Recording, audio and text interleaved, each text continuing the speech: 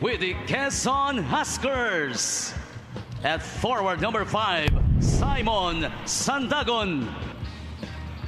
One guard number 29, Alvin Abundo.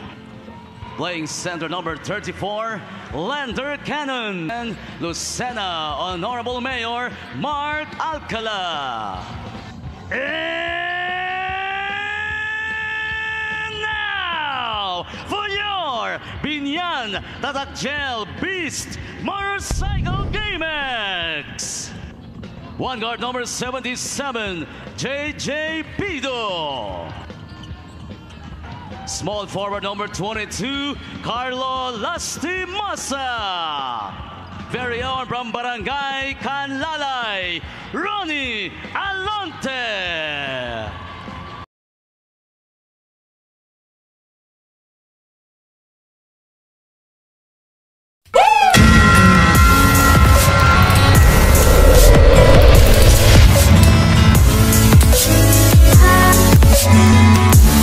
Style na yan nung last game, hindi ako nag-cover. Maganda. Yung dalawang celebrity nga natin sa starters, nagbabantayan na agad eh. But make no mistake about it, they've proven themselves that anytime in the game, especially sa offense, talagang huhulugan siya ng bola eh.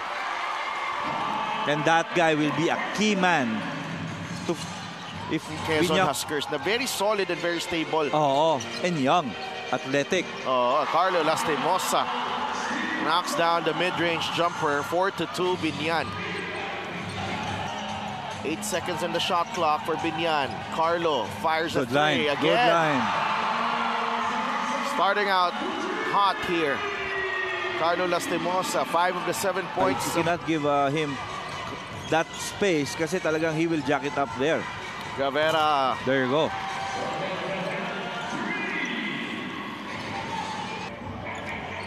Abundo against Pido. Swings it over. Mayor Mark Alcala knocks down the three. Have some Quezon Husker. Alonte in trouble. Alonte leans in and puts it in for 2. 0.8 seconds remaining. Cannon. Yeah, Judel Fuentes. Fuentes has time. Fuentes knocks down the jumper. By GameX Sports, the official online basketball ending partner of the MPBL. Basta ending, GameX. Good game. Expect it to be low scoring. No. Uses the Cannon pick. Judel. Good. Piso, mid-range J. Yeah, that's what we're talking about. The value of Jason of Piso against Lopez.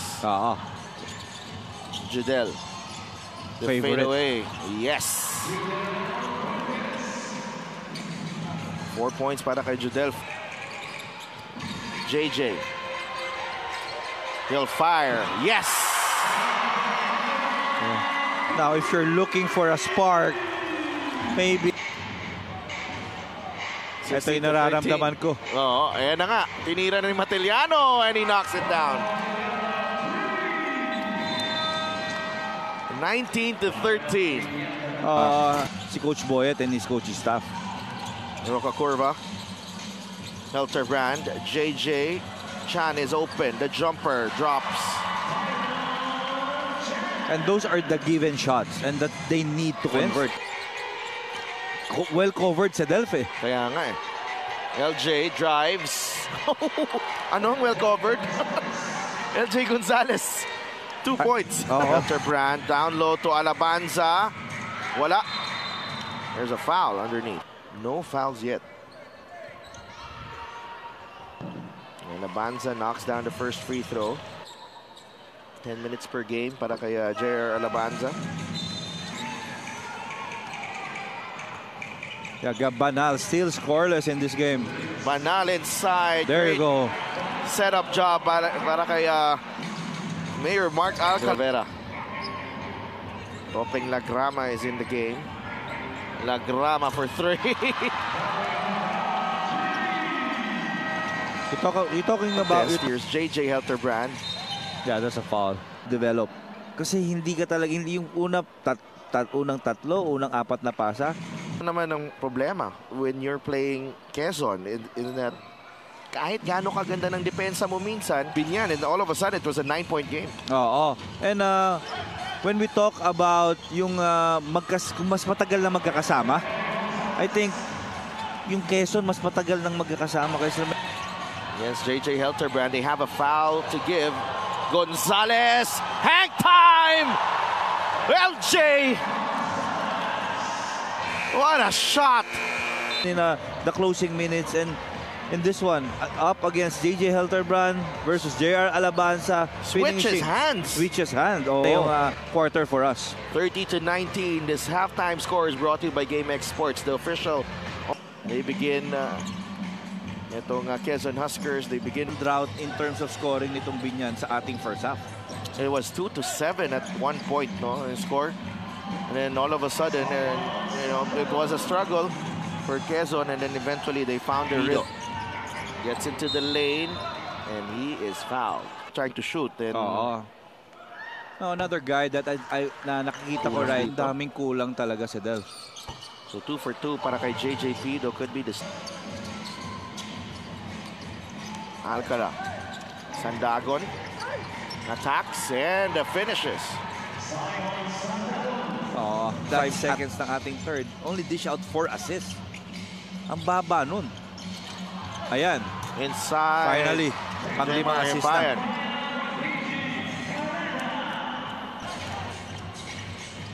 LJ Gonzalez. They begin the offense with Gab Banal. Goes to Mark Alcala. Alcala leans in and banks it in. That lane is clogged at the moment. KG fadeaway is good. Wala na masyado magagawa doon. Sandagon. Torres fires and hits. First attempt. That's true. Here's Jodel. Matched up against JJ Pido. Opiso with the jumper. Yes. Yan ang masakit. Gets it back. That's a corner 3. There you go. Finally. Para kay Kenny Rocacurva. He's trying to split the defense. There you go. Pido is ahead of the pack. Pido with a layup. Some momentum here for Binyan. And you know, Pido wants a pick. Canaleta fires and hits. That's big. Gonzalez has time. Online basketball ending partner of the MPBL. Basta ending, GameX. Fourth quarter underway. Lopez down by 5 here in the fourth. Again, hindi mo pa rin masasabi na masama yung laro eh. And Bam Lopez, Pacurva. Kenny. Dito ko ibibigay naman talaga ang bola. And Lopez inside. Gets the 2 points. 5 straight. Banal. Attacks. Gets it to Fuentes. Jodel. Finally!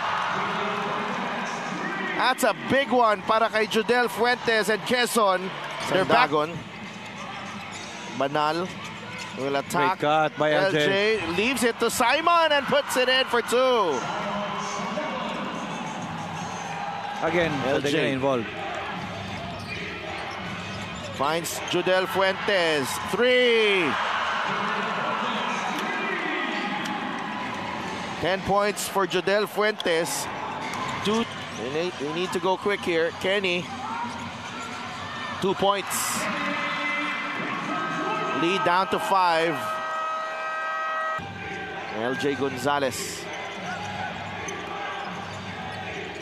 Banal providing the pick. LJ got the step. LJ lays it in. Lead back to 7. Carlo Lastimosa has it. Rocacurva will take the 3 and That's make big. the 3. All right, timeout Quezon. 6.7 seconds remaining. Full floor. They get denied. LJ Gonzalez able to receive the basketball. Quick foul given up. Oo, muntik na. Baskets itong Quezon, involved itong si LJ Gonzalez. 5 rebounds and 3 assists. 2 for 2. That should be it. Pido. No. And the Quezon 58-54 final score is brought to you by GameX Sports, the official online basketball ending.